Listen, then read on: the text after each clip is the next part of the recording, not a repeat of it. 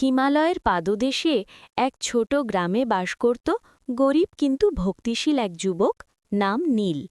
তার সংসারে ছিল দারিদ্র্য, কষ্ট আর অভাব। তবুও প্রতিদিন ভোরে সে শিব মন্দিরে গিয়ে ওম নমঃ শিবায় জপ করত।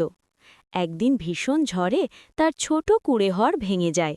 গ্রামের সবাই হতাশ, কিন্তু নীল শিবের সামনে বসে শুধু বলল, হে মহাদেব, তুমি যা করো ভালোর জন্যেই করো। পরদিন সকালে দেখা গেল তার ঘরের নিচে মাটির ভেতর লুকানো ছিল একটি প্রাচীন ধনভাণ্ডার। ঝড় না হলে সেটি কেউ জানতেই পারত না।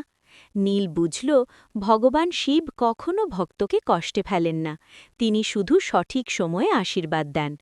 তারপর থেকে নীল আরও বিনয়ী হয়ে গেল এবং গ্রামের দরিদ্র মানুষদের সাহায্য করতে লাগল। শিক্ষা: ভক্তি ও বিশ্বাস থাকলে মহাদেব কখনো নিরাশ করেন না।